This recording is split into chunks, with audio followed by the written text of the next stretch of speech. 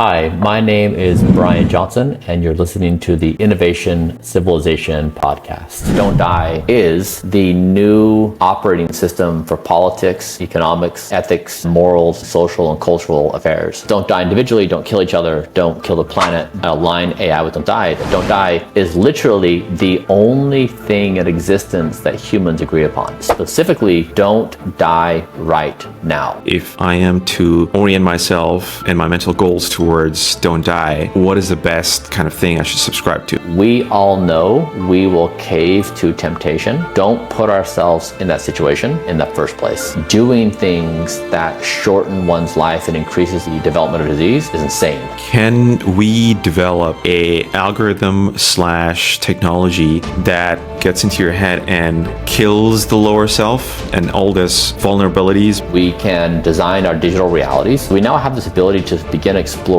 consciousness in robust ways that were inconceivable before. That's the most exciting frontier. This is the Innovation Civilization podcast, and my name is Wahid. My today's guest is Bryan Johnson, a visionary entrepreneur and the most measured man in the history of humanity, who's measuring each of his biomarkers of his body and who's pushing the boundaries of human potential and being. As the founder of Don't Die, Bryan is delving into technologies and science which can make us live forever and increase our health spans and not just lifespans. He's dedicated over $100 million of his own fortune to exploring how science and science-based techniques can extend human life and improve our well-being. Previously, he revolutionized digital payments with Braintree Venmo, which he sold to PayPal for a staggering $800 million.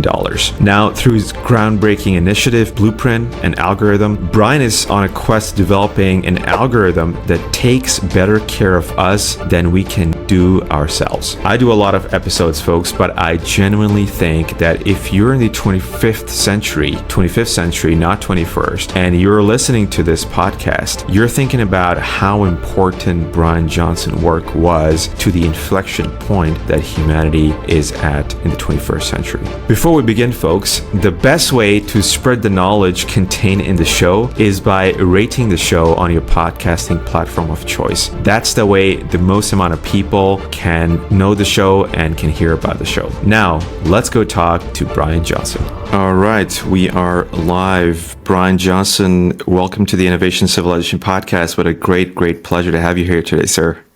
Thanks for inviting me to be on. Brilliant.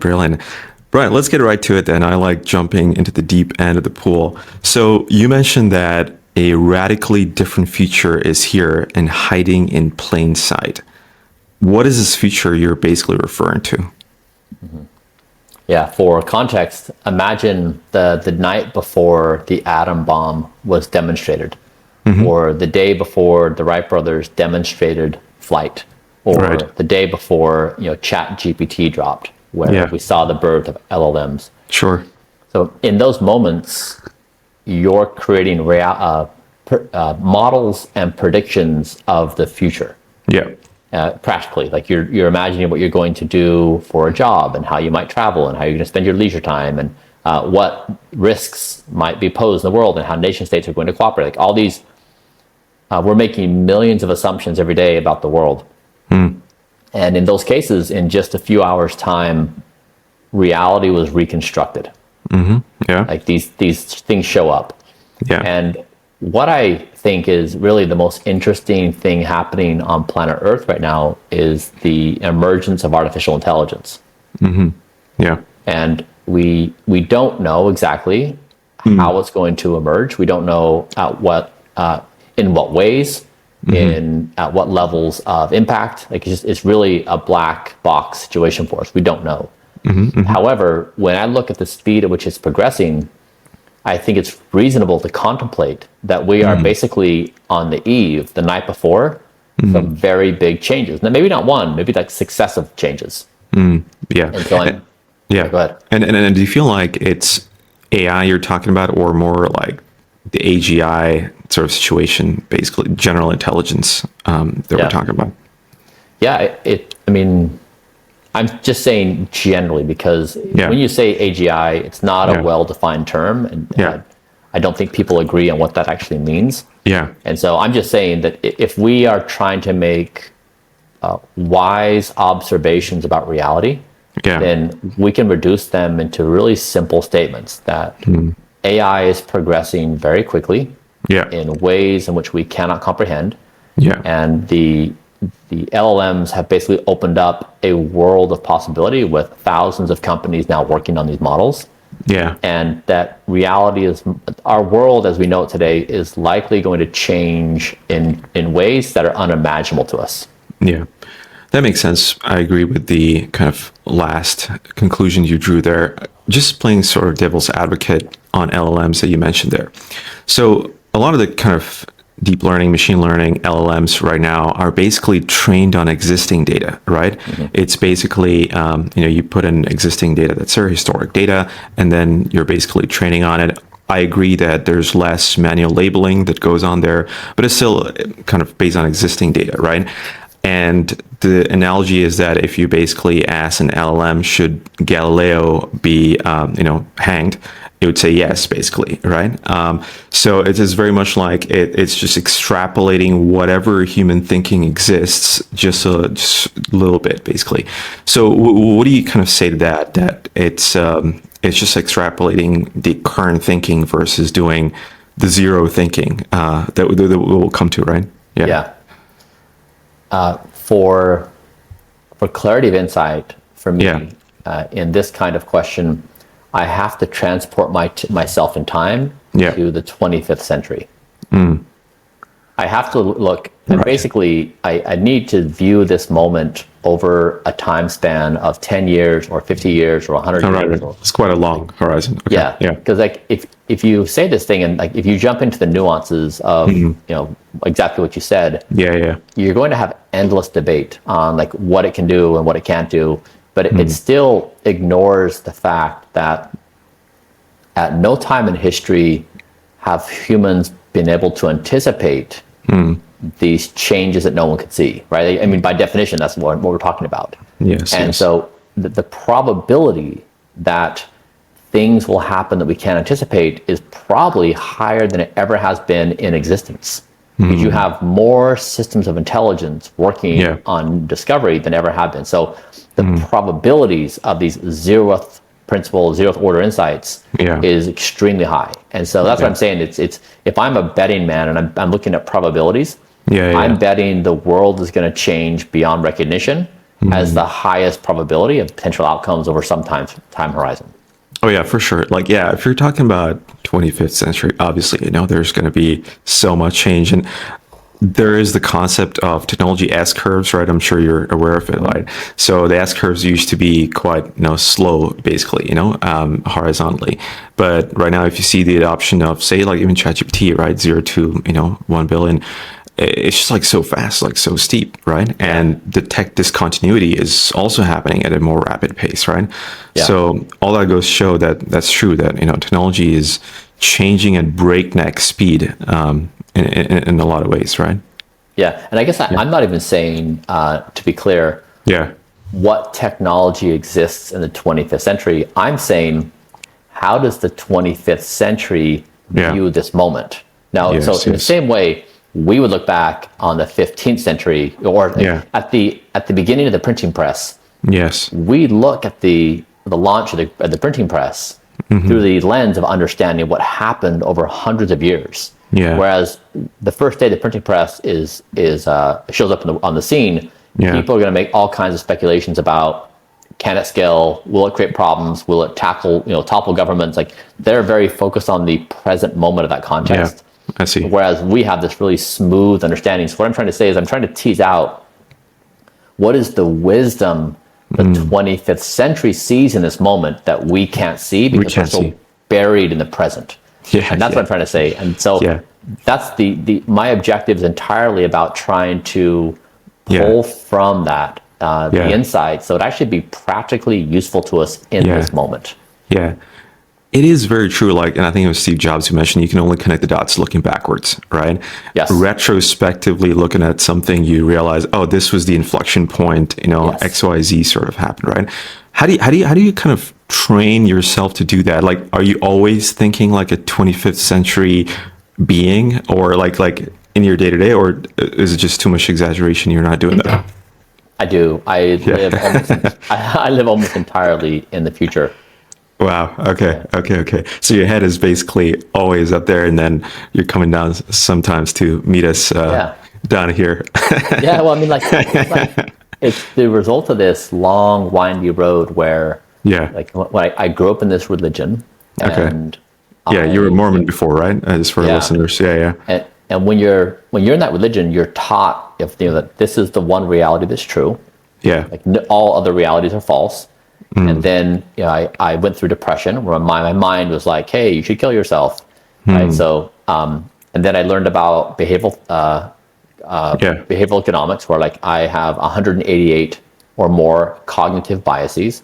Right. So I went through this windy road of successively discovering I can't trust almost anything. I can't trust humans. I can't trust institutions.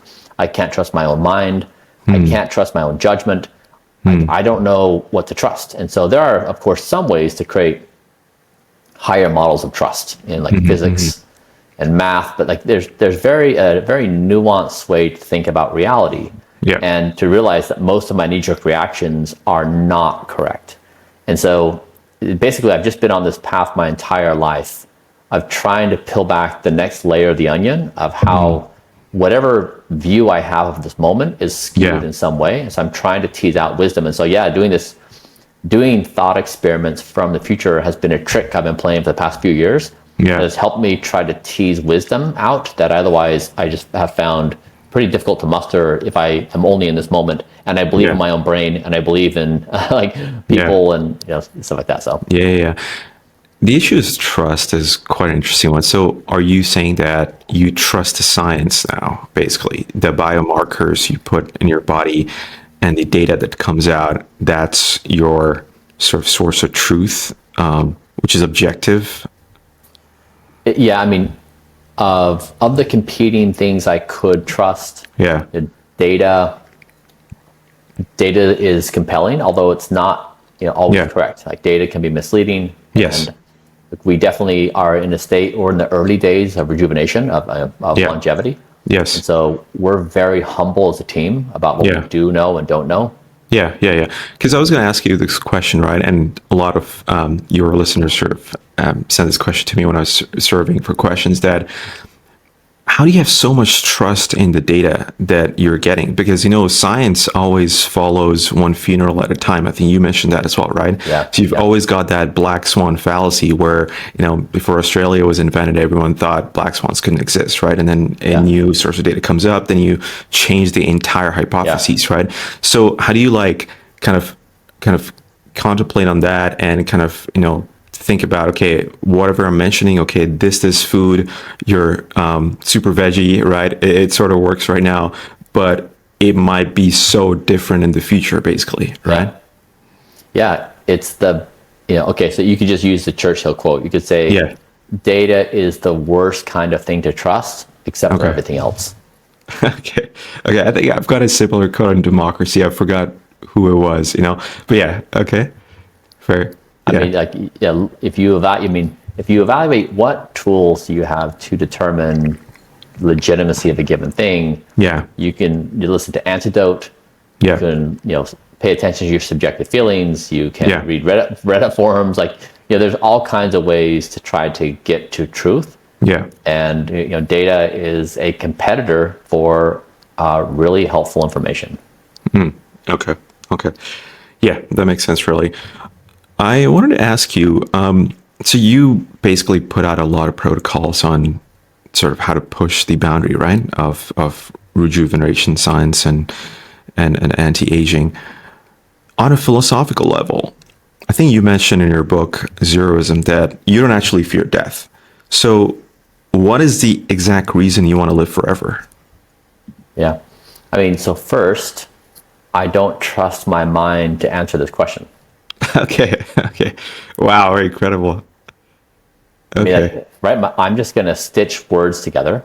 Yes. And it's going to be a representation of what a Homo sapien thinks in the year 2024. Yeah. But it has no meaning. It has no truth. It just simply is a mirror to the social, cultural phenomena of this mimetic behavior. Yeah. And then Yeah. so I'm meshed in that thing, and I can pair it. I can be a spokesperson for the memetics of this moment. Yeah. But it doesn't do me any good and others any good. The value I'd offer in the response is to invite others to contemplate as well. It doesn't matter what they say either.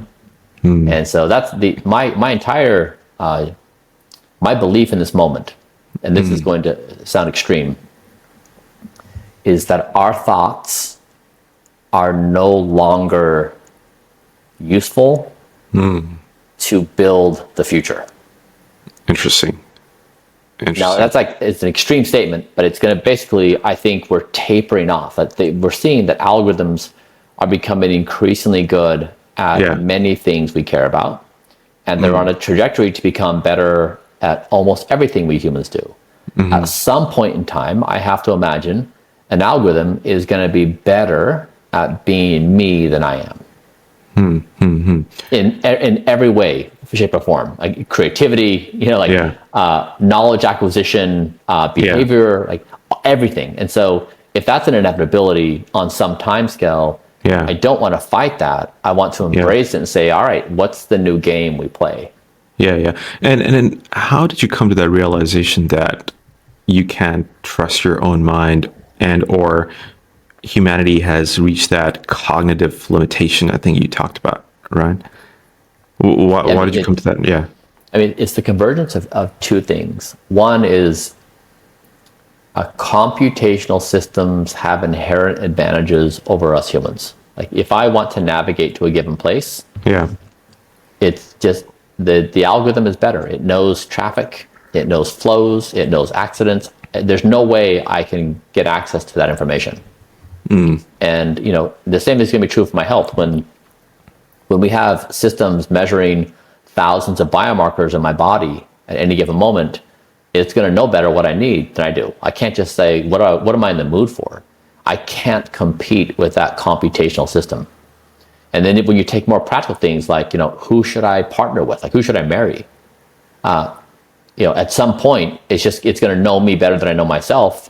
And it's going to be better at those outcomes. Now, it may not be there yet, but you can definitely see the path to like literally everything I do on a daily basis. I don't know why an algorithm in certain time periods would not do it better than me.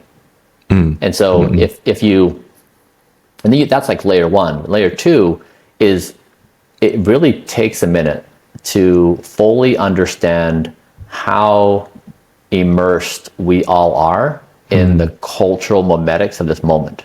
We sincerely believe we know truth and have discovered truth, and our ideas of reality and our understanding of meaning of life and our preferences for happiness and joy, like all of our cultural norms, we so strongly believe in them to be anchors of reality. But we know, in looking at the past, everything is ephemeral.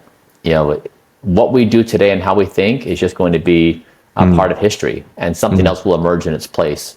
So to me, the more interesting and wise answer is to try to say, just like every generation before us, we are extremely primitive in how we think and what we do, and that's likely going to be the case with AI. So to me, it's the more interesting answer is I don't know, and I want to explore the depths of my not knowing and how I'm oblivious to my own existence. Yeah. So just thinking about humanity, right? I think you mentioned there that humanity's sort of lost the cognitive ability to make decisions, to make collective decisions and all that sort. So I was thinking about this, right? That like 20th century was pretty bad, right? Like 2 world wars, and we had, lots of poverty basically, and, throughout the 18th, 19th, 20th century, right? Right now we're at a stage where, it's much less wars. I mean, although the war still exists, right? But not those big ones. We've eradicated extreme poverty in most countries, right? As you mentioned in your book, that we've gone 12% literacy rate in 19th century to like 86% literacy rate. So humans are sort of doing and making a lot of good decisions, right? Why would you think that it's not going to go on at the same rate that we're getting better, basically? What is so different that right now you think that it's at that point where it's not going to get any better, the human decision making? Our decision making could certainly get better. Okay. with the aid of technology. Okay.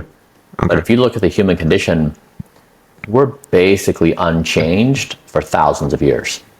We have the same proclivities, the same biological urges. We have the same failings. Like, we're pretty identical to humans thousands of years ago. And like, I think that to me, there's only one question in existence that really matters. We're giving birth to a form of intelligence that is superior to us. You can be bearish or bullish on AI, either way. And in some duration of time, it's entirely reasonable to think that that is an accurate statement. It's very hard to think that we humans are going to maintain some kind of edge in doing something that AI cannot. And so if you take that to be true, or probable on some kind of time span that we care about, just like 2 years, 5 years, 10 years, 20 years, 50, 100 years, whatever, that's all a blink of time, then we have this extremely pressing question as a species: what do we do? And right now, basically our answer is, well, we have societal systems set up to keep order in society. We have structures like nation states. We have things like law and order. We have courts. We have jails. We have morals and ethics. We have ideas like meaning of life. We have luxury. We have we have people who break out into ideologies like whether you want gay marriage or whether you want like whatever your social cause is. So we have all these things we're doing as a species, and so we're bringing artificial intelligence onto the scene within our existing structures, with how we make money, how we resolve conflict, how we go to war. And so when I look at that, I think I'm not sure that gives me confidence that we're going to win, because we're currently living in a pretty violent world, and we solve problems through force in many ways. And we live in a die kind of, when death is inevitable, you resort to die as your method of resolution for many things. And so, so what the gist of my argument is that when you pose the question, what do we species, I'm suggesting that don't die is the new operating system for politics and economics and ethics and morals and social and cultural affairs. And so it's don't die individually, don't kill each other, don't kill the planet, align AI with don't die. That don't die is literally the only thing in existence that humans agree upon. And it's specifically don't die right now. That's it. That is the only thing we agree upon. If you take one step outside of that, we disagree along a billion parameters. All right. That makes sense. It's a very compelling argument. I am getting convinced. I was curious to know, basically, right? Because you mentioned that living is the most important virtue, like you mentioned about ethics. So different from like Socrates, who mentioned like wisdom is the best virtue. Confucius talk about benevolence, right? Plato talks about justice, right? I was quite taken aback when you said don't die is the biggest virtue, basically, right? I mean, so you also have to think about the context where they said that. So when death is inevitable, and then you're stuck as a conscious being in arbitrarily coming up with your thing, right? So Plato's like justice, Socrates is wisdom, but like there's that's kind of an arbitrary conclusion on, you could say knowledge, you could say many things. Buddha was like detachment, for no suffering. Detachment from the world, so everyone has their own like follow on of like, if I'm going to die, therefore the game I should play should be blank. But when it's not certain you're going to die, or there's a horizon where you're extending your life, and you don't know how long that can be extended, then all of existence changes on a dime. All the rationalizations and justifications you used to state your preference before are no longer valid. Now, you may still say, like, if we're not going to die, therefore I'm never arguing for immortality. I don't argue for that. I'm arguing that we have this horizon which may continually expand, or we just don't know how long, how well we can live. It's an uncertain question. When that's the case, we may come back and say, okay, given that we now have these extended lifespans, now we think the following things are the attributes that we value most in society. It could be wisdom, it could be whatever, like fill your gap. But what I'm trying to say is, I'm trying to secure that base level, like, hey, as a species, it no longer makes sense for us to have weapons to annihilate the species. It no longer makes sense for us to serve, for us to have fast food restaurants that dot the world. It no longer makes sense to have algorithms. It no longer makes sense for companies to profit when they kill you with their algorithms. Like they're making you slowly die, right? With poor mental health, being addicted to their algorithms, not doing other things in life. The die economy is no longer sensible in this world, in this moment. Okay. I can imagine that, like, if you change the boundary conditions of die versus don't die, it's a paradigm shift, right? In terms of every single action you do, social interaction, institutions, right? Yes. I was going to ask, so you did mention about how easily we give into these other AIs, like the recommender system algorithm from YouTube, right? Or TikTok or Instagram. And we're just okay with that, right? On a personal level, how do you sort of deal with that? And do you not subscribe to any one of these AI programmings? Yeah, I mean, I view social media like I view my thoughts. Okay. So when a thought drops into my mind, I'm not that thought. I didn't generate that thought. I don't own that thought. I can just observe the thought. And so I don't own the emotional reconciliation. I don't own the problem it creates. So I just observe it. And I learned that when I was depressed. When my brain was like, hey, life is hopeless. You should kill yourself. I could observe it without being it. And so when I see social media, I see a post and I think, okay, that is information that's being presented to me. It's not me. It's not my emotion. It's not my belief. And I try to decode it. Like, what is actually happening in this thing? Is it trying to make me feel rage? Is it trying to make me feel anger? Is it trying to make me feel empathy?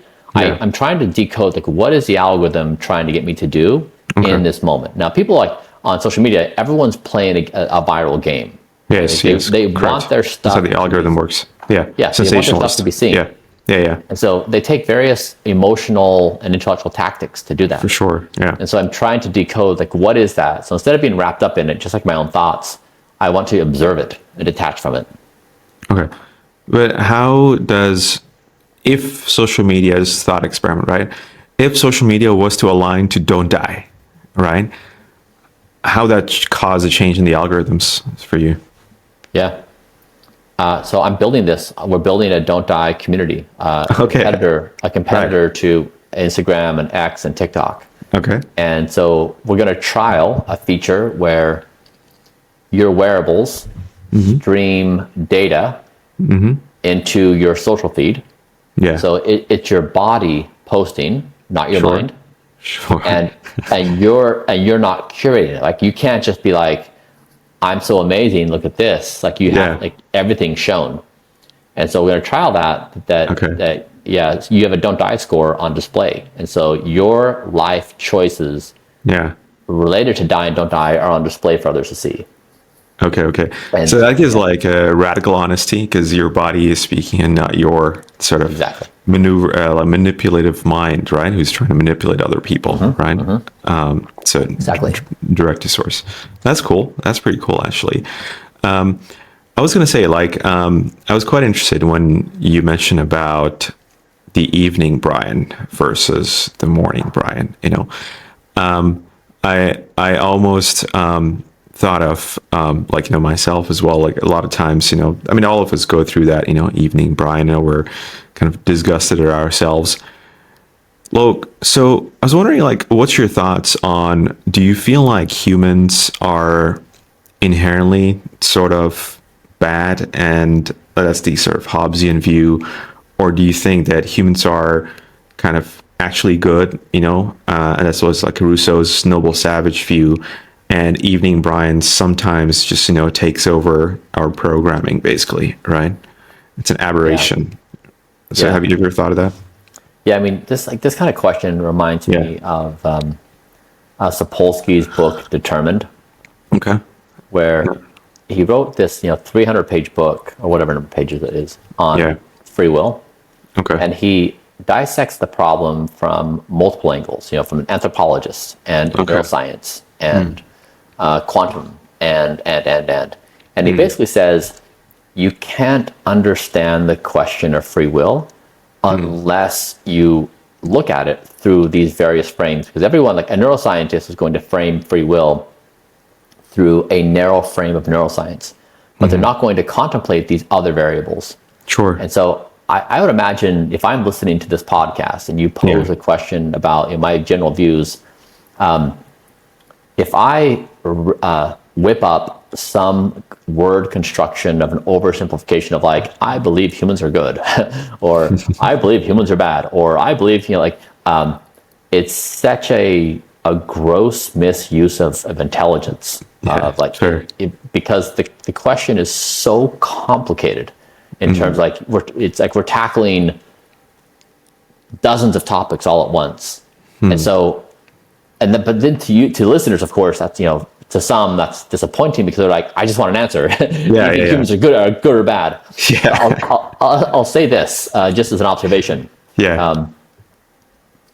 I think it's in the neighborhood of insane that I'm a schizophrenic character playing out multiple roles on a daily basis. Right. And I blur all those schizophrenic activities and I create in myself a unified identity.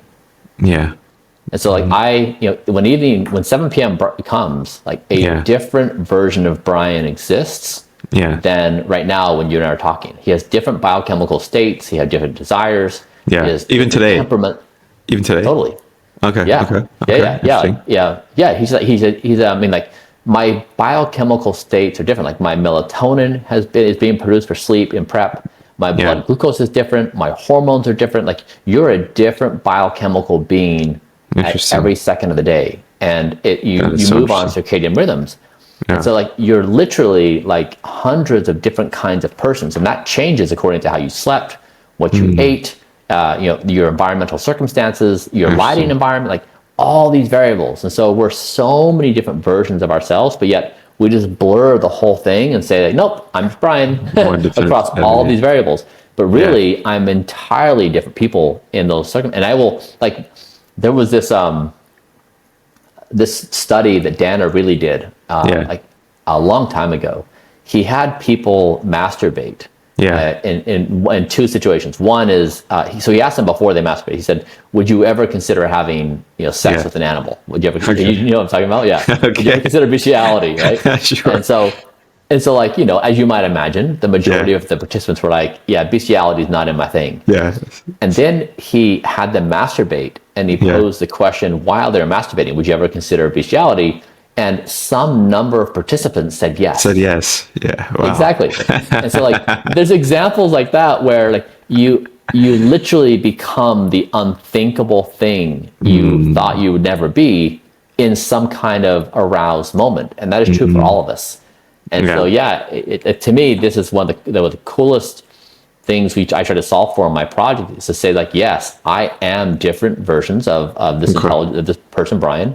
And I need to build structures to basically accommodate the various failings he has as an intelligent system. And is the goal of the blueprint or anything else where we'll come to what the blueprint is the goal of something like the blueprint is to get like a consistently performing Bryan across the different times of the day and different things? Is that thing like, The goal is that Bryan doesn't die. Okay. Fair. And so, and the assumption is that the algorithm I'm building is going to do a better job at helping me not die than I can with my native biological abilities.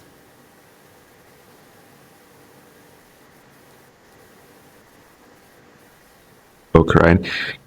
A lot of people have evening Brian, evening Wahid, and all the evening sort of XYZ in them, right? But not everybody, even though a lot of people might be disgusted with themselves, right? They don't really go through the transformation or the realization that you do, or you did, basically, right? Can you walk me through sort of what changed or why? And yeah, like I'm trying to understand, like, is there something you did differently versus all of the other folks, basically? Yeah. I really feel bad for my former self. I have deep empathy. I mean, so I'll talk about me as I would in third person. But he was building Braintree Venmo. He had 3 babies. He was chronically depressed. He was 60 pounds heavier than he is now. So he was, he couldn't buckle his pants because they were too tight, and he wouldn't give in and buy bigger pants because every day he was one day away from changing everything and losing that extra weight. So he just dealt with the discomfort of the pants that were too tight. He didn't take any pictures of himself for years. He just took pictures of his kids because he was so ashamed of how, whether correctness or not, he perceived himself. He was so ashamed of how he looked. He just couldn't be in photographs. So I feel really bad for him that he was stuck in a hell of his own making. There were so many things that were just not right in his life. And so one day, after trying to correct these things for years, like he knew binging on food at 7 p.m. was a bad idea. There was simply nothing virtuous about it. It didn't help him. It didn't help the kids. Didn't help the family. Didn't help his body. Like it literally, there was zero virtue in that behavior, and yet he couldn't stop it. So he was like this self-destructive machine that was out of control. And so one day I was just desperate. He was desperate, and just said, "Evening, Brian, you're fired." And so really, the impetus was a feeling of helplessness and misery, and just fully knowing that it was absolutely an awful thing to be doing repeatedly, and it had to stop. Myself and a lot of my friends who are working in tech sort of go through this. And I read something in your book that sort of resonated with me. I just wanted to unpack this. So you mentioned during the transition of firing Evening Brian, you mentioned that you thought working your ass off in your 20s, building a generational company and selling it for a lot of money would give you the ultimate happiness, right? The financial success and everything. However, it didn't turn out to be like that in that moment, right? Or correct me if I'm wrong, it did. Do you think that material goals like that, like financial success and other things, are a bit too over-focused and overvalued by society or by humans? Or what do you think of that? Yeah, I've actually never been motivated by happiness. Okay. My motivation has, when I was 21, after returning from Ecuador among extreme poverty, was to do something meaningful for the human race on the biggest of scales. Like I wanted to change the course of humanity, and specifically to make things better. And so that's the only thing I've ever optimized for. Okay, even during your Braintree Venmo days. Entirely. That has been my sole focus. Basically after my teen years, it became my singular focus. Okay. Interesting. So, so you feel like that is what it should be for people, like something higher than themselves, basically, helping people, or I mean,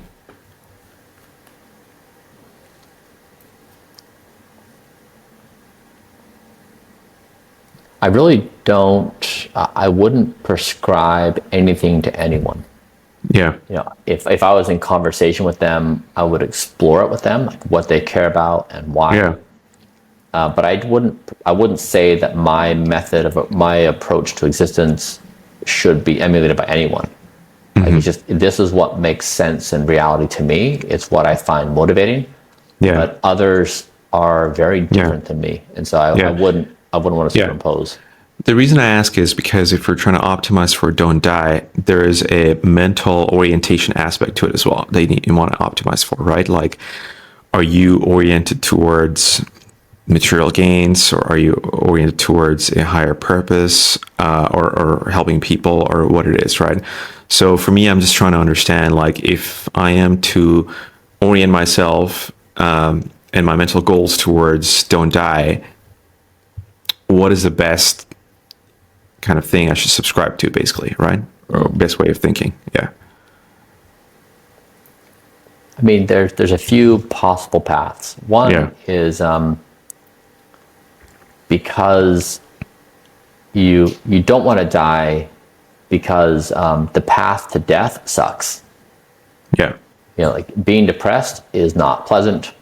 Having aches and pains is unpleasant. Aging is very unpleasant. Yeah. So it's like you're trying to forestall. You don't want the pain of aging. The two is you want to be your best self, because when you're more dead, you have less potential in life. You can do fewer things. You're not as sharp. You're not as agile. You can't have, right. So you just can't, limits what you can do in life.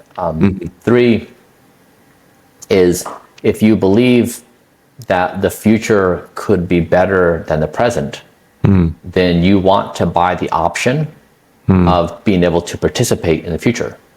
And if you're dead before that future arrives, you can't participate. So there's so many reasons why doing things that shorten one's life and increases the development of disease is insane. Like, you know, like, and I get, like, it's insane, but just like 7 p.m. Bryan, he couldn't control his insanity. He was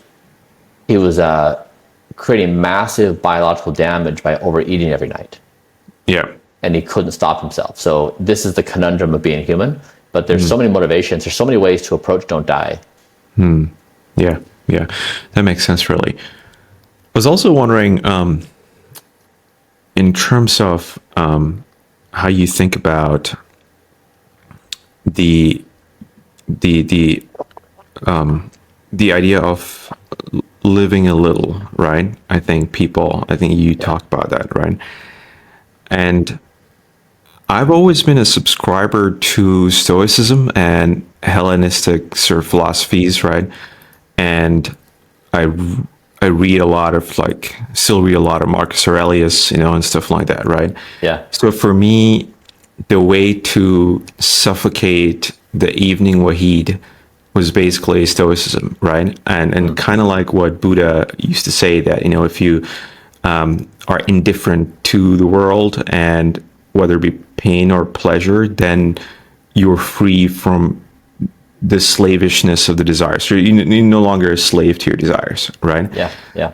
So do you think there is any truth to what all these sort of religions and all these philosophies like Stoicism and others are trying to say, is basically that the way to the free self, right, or most optimized self, is kind of, and a way to fire evening Bryan is basically to dissociate yourself completely from, your base desires, the low self that exists, right? Yeah. I would say yes and. So in this moment, if we observe how we approach this problem. Yeah. So in what you just said, you went to a database in your brain. Yes. Of the things you know. Yes. You're familiar with Stoicism. You're familiar with Buddhism. Yeah. You said these are models that you can use to deploy to understand reality. And those models then say, and if you believe in this model, you then take the following steps. Yes. Right. And certainly true. Like, that's how humans exist. Yeah. I'm suggesting, if you're trying to get this moment correct from the perspective of the 25th century. You can use those models to bridge. Also, this is why I think that human thought is on its way out as being the authority to determine how we live, like what models we do employ. So if I'm saying yes to algorithms to get me to travel around the world, to do mate selection, to help me write what I do for work, help me code, like all these things, I'm this new phenomena between me and AI. I'm not quite sure where do I end or where does the AI start. Sure. And it has some kind of interplay where I'm being deeply influenced by the AI, and I'm going to start evolving in ways that I can't even imagine. And the natural process of all of us doing that, we're going to be emergent in new philosophies about existence. Yeah. They may be ours, they may not. Like we may be so owned by the machines and the algorithms that like, we've just lost our place. Like if you compare the strength between a human and an algorithm, we just get mowed over. Like we stand no chance to not be persuaded by AI in all the nuanced ways. Like we're not. Sure. We can't do it. And so, yes, I would say yes, and I really I lean into it very far to say, I don't know what models to deploy in existence outside of don't die. Like literally, that's where I stop. Is I don't want to die in this moment. And everything after this moment, I'm willing to say we're entering into a new era of emergence with AI, and nobody can. And so, like.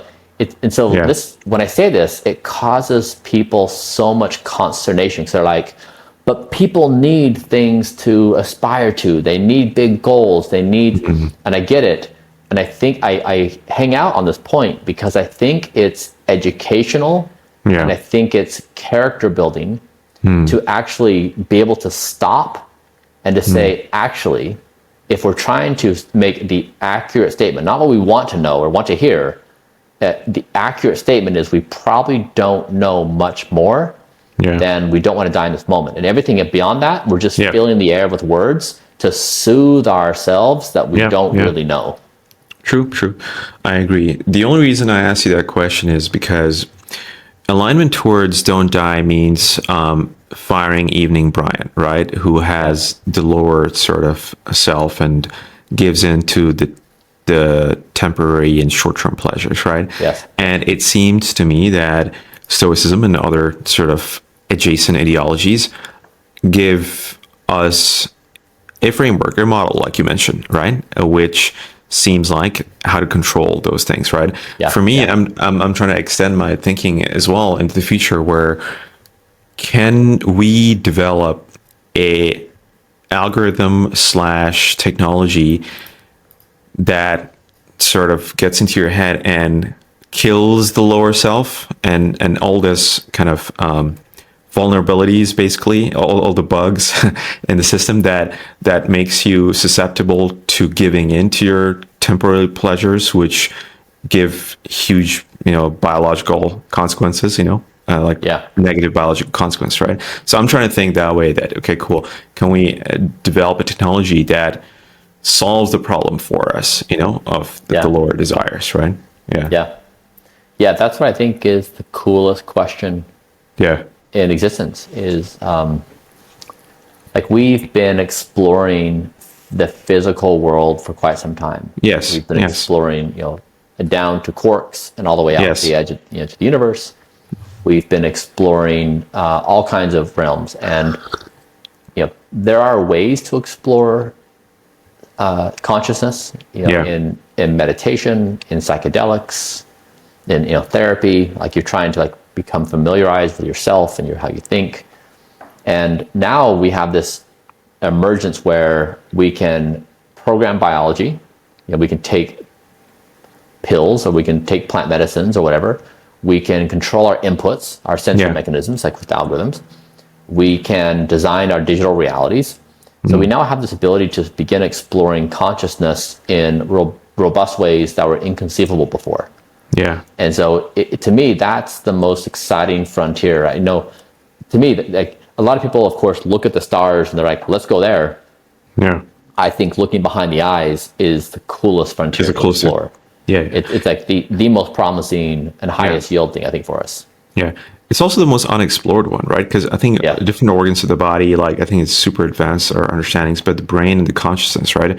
I think there is something there which is like so much unexplored, right? I was just wondering, like, because you put out a lot of videos on different sort of protocols, right? It seemed to me most of those are sort of biological protocols, like, food, health, diet, nutrition, all of which is important. I'm wondering, like, are you working on any protocols for the mind or consciousness? And is that in a state, anything that's shareable right now, basically? Yeah, we'll get there. Yeah. The reason why I've primarily hung out on the areas I have is because for many people, getting the basics right of sleep, diet, and exercise Sure, that's a big actually deal. solve the problem. And many times the underlying mental health challenge is not solvable until the basics are solved. Yeah. And so what I'm doing is basically probably the most powerful form of mental wellness. I see. Because there's no more powerful drug than drugs and sleep, diet, and exercise. They outcompete everything. For overall effect. Now there's narrow things where like only drugs can do a certain job, certainly. But generally speaking, those are the power laws. So it's not that people don't know this; it's that people can't do this. And so I've been trying to focus on helping people do the basics, and then once they get to that state, if they still have a problem, then by all means take on the second layer, but don't basically try to solve it at the root level. Okay. Yeah, so you're trying to get the low-hanging fruits, basically, right? And the one with the most impact, right? Start first, and then it's actually it's low-hanging fruit, but it's actually the very hardest. Like to actually master sleep and diet, exercise is the hardest thing a human can do. Yeah. So that was going to be my question as well. One of the things I'm kind of thinking about is the implementation of Blueprint, right? So Blueprint, you mentioned, is some, I'm guessing you're building an algorithm, like an AI model that feeds in all your data to suggest what's great. Is that what you're doing? No, it's not even that advanced. We're basically in Excel spreadsheets. Oh, really? Okay, but do you plan to train an AI that tells you? There's not enough data. It's n equals 1. I see. Yeah. Okay. I see. Okay. Yeah. Okay. So it's a bunch of, I guess it's a simple algorithm, let's say, right now. And for me, the most interesting thing is the implementation of Blueprint, right? It seems to me that there are so many human volition inputs, let's call it, that needs to be in there. Like, you can give me the algorithm and I can know that, this is going to be autopilot mode. I'm going to live my best life, but it requires my input to go to sleep at this particular moment, right? Unless my mind is like an iPhone, which shuts off at like a particular, setting that, by 10 p.m. you're just gone, wherever you are, walking in the road or on the bed, you're just gone, right? Unless it's that, it's just so hard for a normal person to consciously choose. So you're having to go through the idea of, okay, let me fire Evening Bryan first, and then, okay, cool, I'll go to bed at 10 p.m. every single day, right? Versus something that forces you, So just talking about the implementation of the Blueprint there. Yeah. I mean, practically, you never want to rely upon willpower. Yes, exactly. That's what I mean, Yeah. You'll lose that battle every time. I agree fully. Yeah.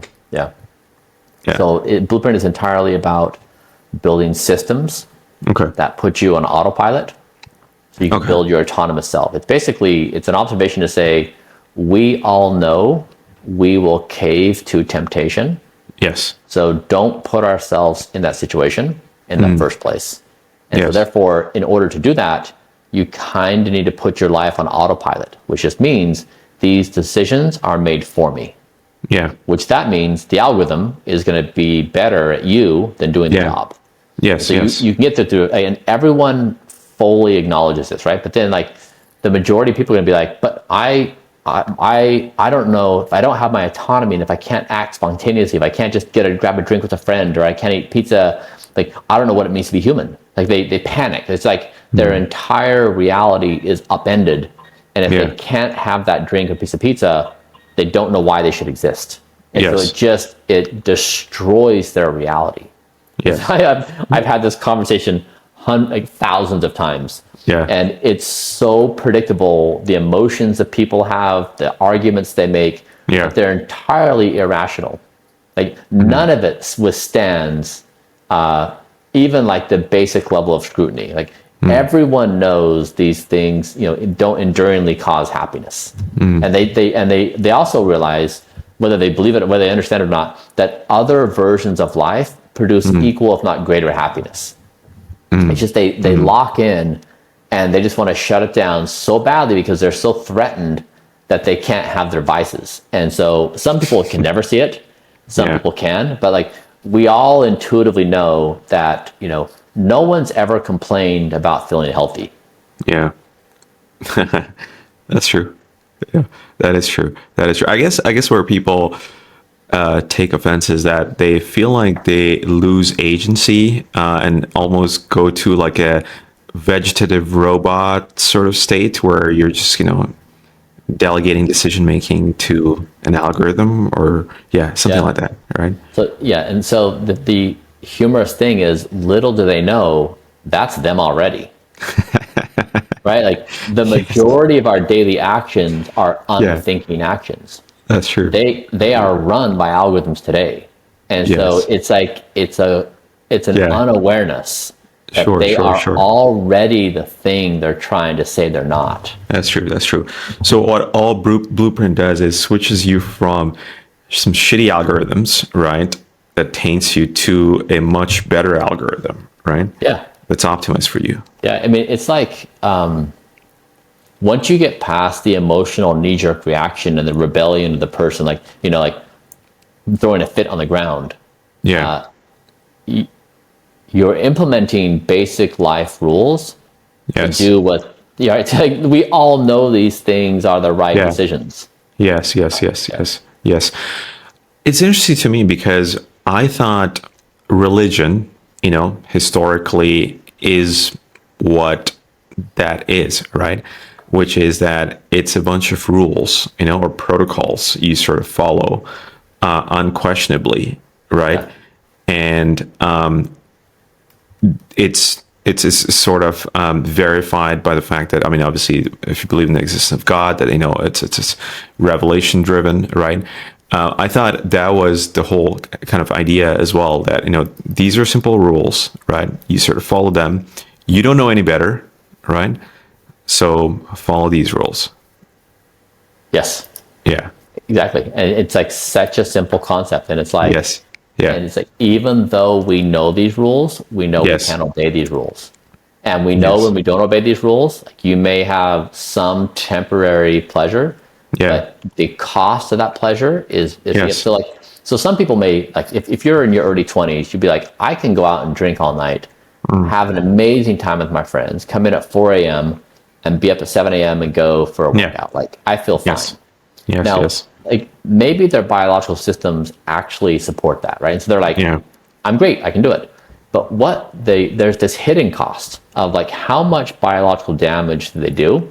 And so to their 42-year-old self, they just caused a whole lot of pain. Like so there's like all these costs that people incur by these decisions. And so we have this conception of reality that me right now, I get to make the decisions about what I do no matter what. That my future self, like let's say there's thousands of Bryans that are going to exist in the future, he has no say. He can't say, Bryan, like this is legit a bad idea. I'm 45 and a half-year-old Bryan, and like I legit don't want to feel like shit. And like, you don't put me in the spot. And so again, this is like a cultural construct that we say to ourselves, we have supremacy of decision making without any checks and balances in place. And so, but we know culture changes in ways that are so surprising. So surprising. And so it could be the case. And so this is why in all of these contemplations, the interesting thing is not what we know. and what we can defend and what our opinions are. The interesting thing is what we don't know and our ability to be open-minded, that we may know nothing. Yeah. That to me is, Is that the zero-based thinking you talk about? You know? Yeah. Yeah. I mean, So if I understand correctly, so zero-based thinking is not looking to the past and projecting the future. It's basically just thinking about the future and with limitless possibilities, right? Is that? yeah. So first principles thinking is what you know. Yes. Zeroth principle thinking is what you don't know. Okay. So in any question that raises in this conversation, Yeah. the zeroth principle approach would be to say, what don't I know Yeah. in answering this question? Yeah. And so you're actively seeking your ignorance versus trying to flex your knowing. Okay. And that's basically how you came to the conclusion of die, don't die as well, right? Like, what do we don't know today, right? That's already there. So, I mean, the beats are very simple. So it's zeroth principle thinking, and it's from the perspective of the 25th century. Yes. That in this, so we're at the eve of something that's going to happen tomorrow. Yeah. The most significant thing is that we as a species, as humans, we're transitioning from that of knowing to not knowing. Right. So like a very easy example is when I went to college, I determined my major, I chose a career, I could map out my retirement. Yeah. My 18-year-old now is in school. His first year, he did math and physics and CS. Yeah. But he has no idea. Should he study the humanities instead? He has no clue what to study to be relevant in the world in 2 years from now. So the future is coming crashing into our faces. We increasingly can't see. And when we can't see, we can't plan. And when we can't plan, we lose our superpowers. And this is what's happening as a species. And so this is why I think that leaning into what we don't know is our superpower. Knowing was our superpower before. Yeah. Not knowing, and so not knowing, it gives a rise to much more agility and being responsive. Then when you know, you basically say, I'm cementing in this moment. And so like in our examples, like when you talk about these concepts, you can see how triggered people get because you threaten their knowing, their vices, their certainties, and you're basically taking all of their comfort foods, comfort thoughts, comfort ideas, and you're replacing them with discomfort. You don't know, right? You have to maybe endure some pain of not having your vices. You can't imagine what it's like to not have your vices. So it's a really fun conversation because it forces people in the most difficult mind state possible. Yeah. But do you think that a lot of the decision making, like you mentioned about your 18-year-old, right, who's kind of dabbling in different subjects, as you mentioned in the book, I think you mentioned a quote about John Adams, who said that I study politics and philosophy or whatever so that my sons can study mathematics and physics, right? Yes. Yes. Like, do you think a lot of it is contextual to the generation in the fact that right now, at least in the West, we live in a prosperous society where things are relatively stable-ish, right? Depends which book you read, but you've got a choice, right, of making these decisions. Whereas early on, during the founding of a country, the founding of whatever, you're forced to study certain subjects, right? Like there are no lawyers in the country, so you end up being a lawyer, right? There are no doctors in the country, right? And there's still countries there in the world, in the Far East, who are like that, right? So it is quite contextual as well, right? This is where social programming, I think, goes a little bit as well, right? Yeah. In terms of what people want and don't want. Yeah.